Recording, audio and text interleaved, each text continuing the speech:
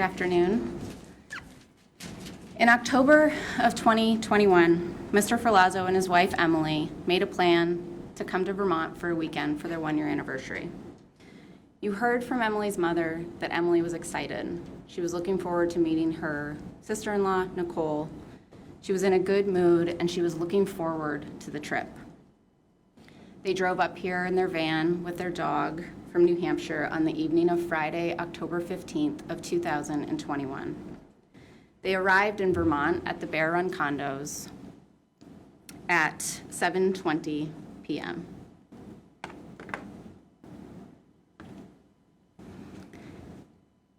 They parked at a condo complex on Bear Run in Bolton. They met with Nicole for about 15 minutes out in the parking lot inside the van with a plan for Mr. Ferlazzo and Emily to meet them inside the Airbnb to catch up, watch Netflix, and hang out. But they never did. And we know that Emily sent her last Facebook message to her family at 8:13 p.m.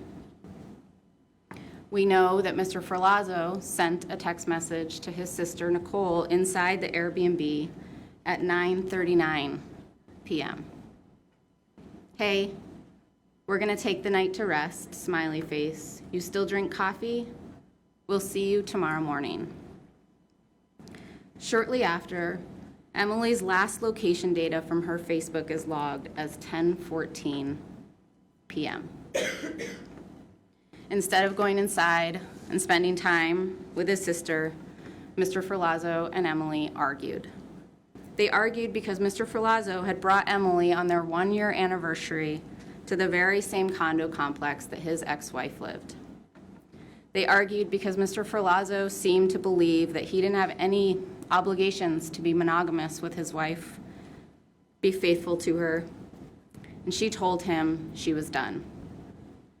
She told him she did not want to be with him, that she could not do it anymore, and that she wanted to leave. And 1 minute after midnight, Mr. Ferlazzo turns off his phone. Done arguing, Emily laid down in bed while Mr. Ferlazzo stayed up and stewed. He became enraged at Emily while she lay in bed scrolling on her phone with her head on her pillow. Mr. Ferlazzo sat on the couch thinking, planning, for what he told police was 5 to 10 minutes. For at least 5 minutes, Mr. Ferlazzo sits on the couch and stews.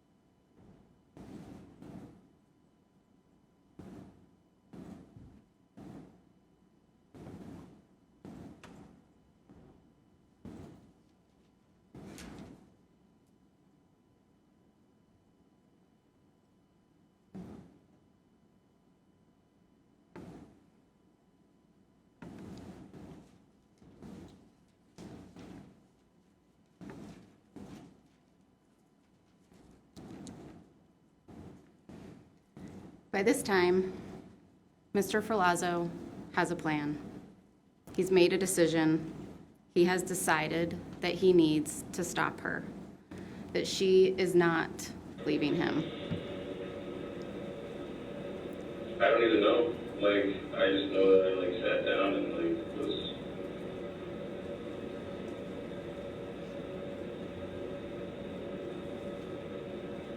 I don't know, something inside my head, just I remember feeling really warm, and I remember feeling blurry, and I don't know, something inside me said enough is enough. Something inside of him said, enough is enough. But instead of walking away from Emily, going into his sister's Airbnb, out of the van, instead he executes his plan.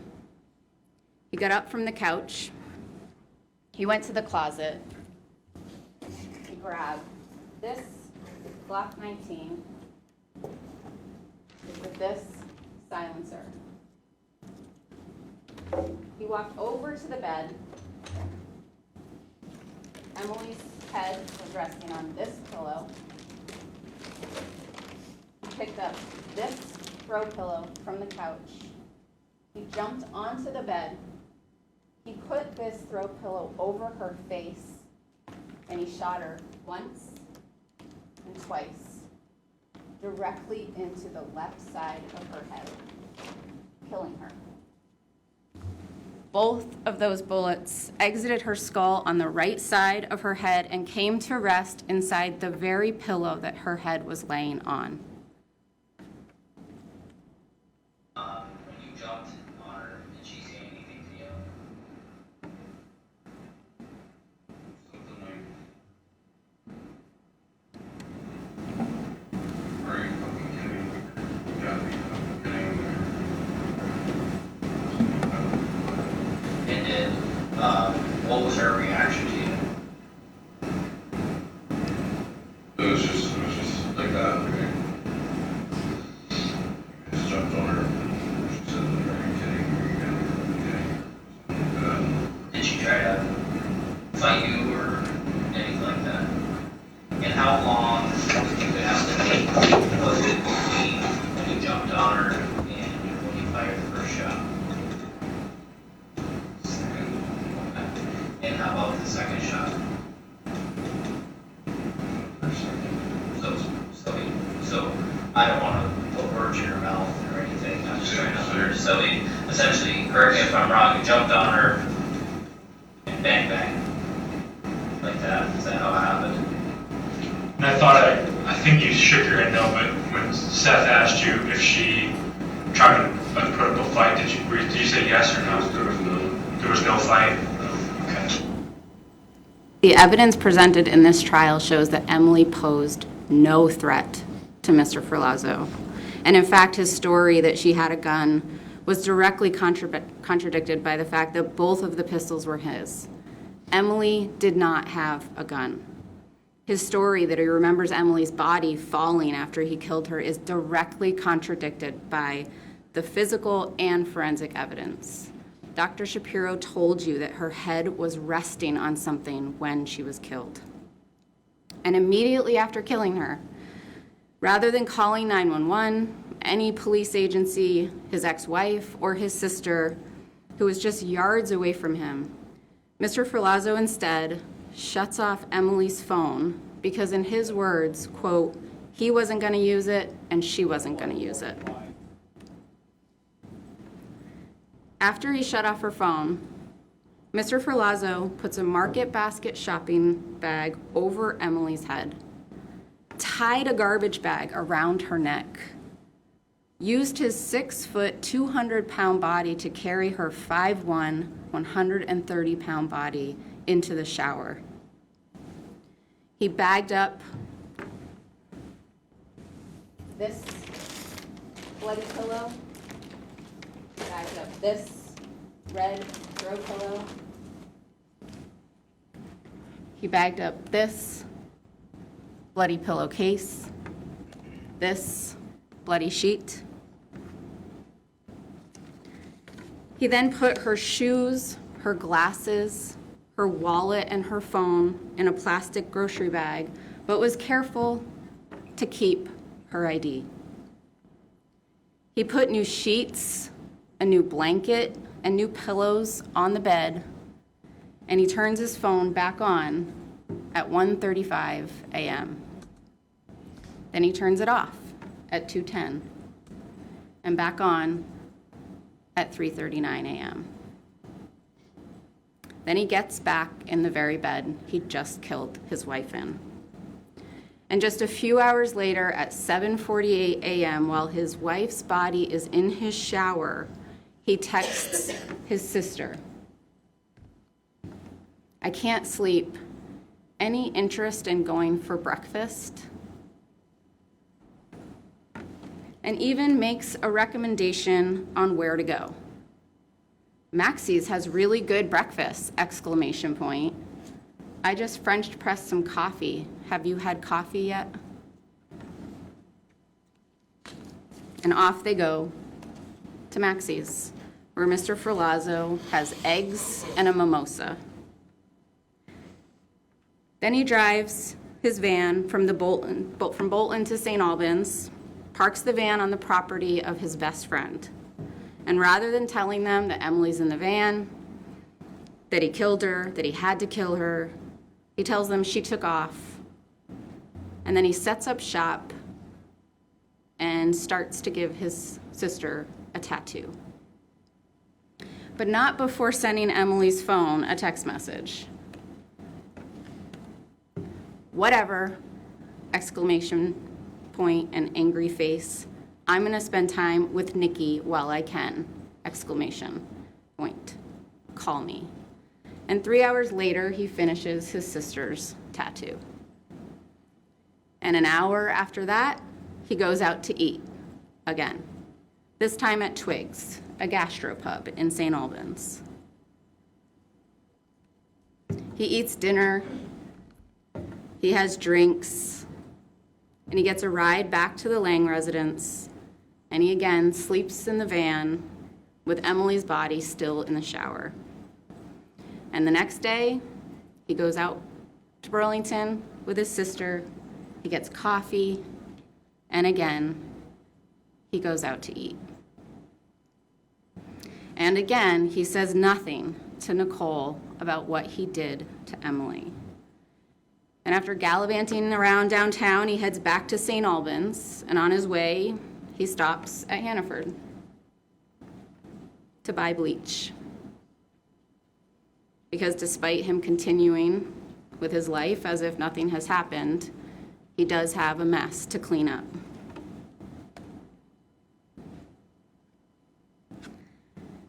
That night, he hangs out with friends around a campfire. 2 of his best friends and an off-duty police officer. He engages in small talk.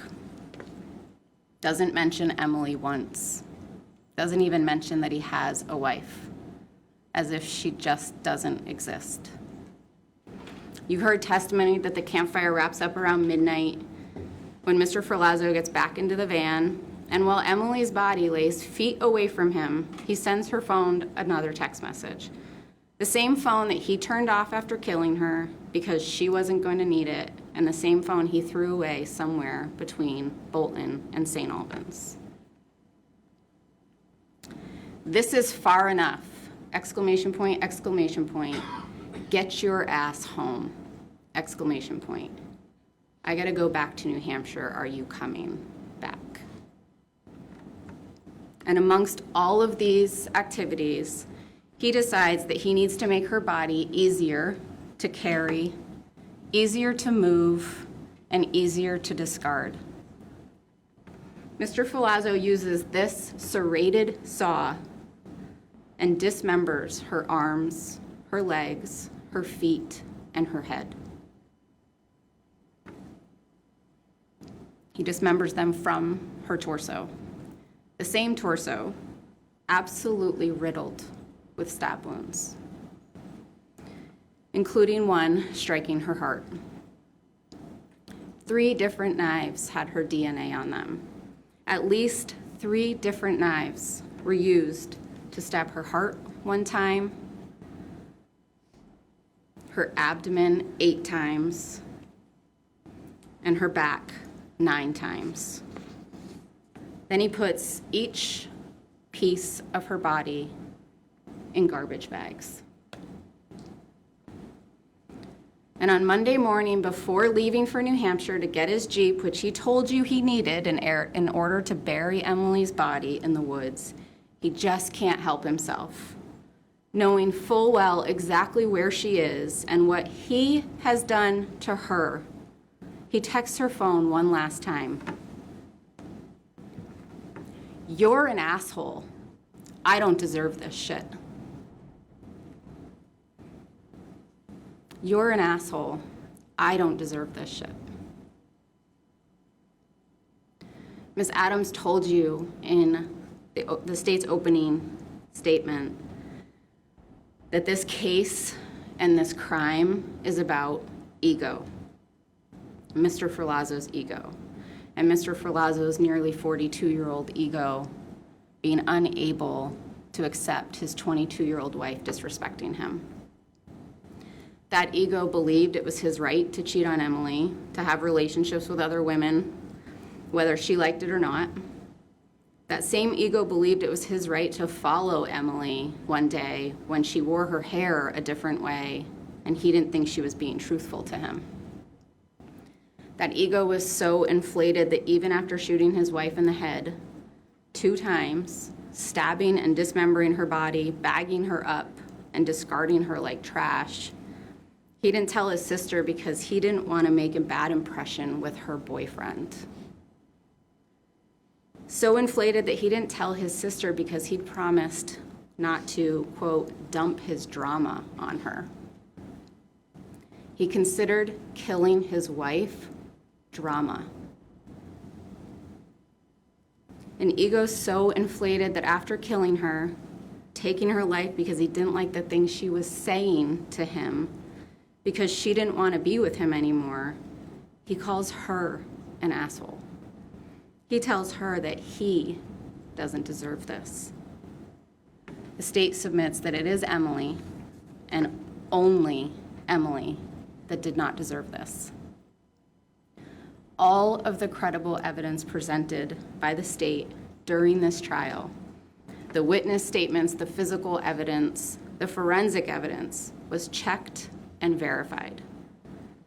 The details of her death, the details of the weekend of the dismemberment, the trip back to New Hampshire was all corroborated, checked, verified, proven beyond a reasonable doubt. We are confident that you will find that Mr. Ferlazzo killed Emily and that that killing was unlawful. There was no legal justification for it. It was willful. It was intentional, it was deliberate, and it was premeditated. And the state requests that you find him guilty of first-degree murder.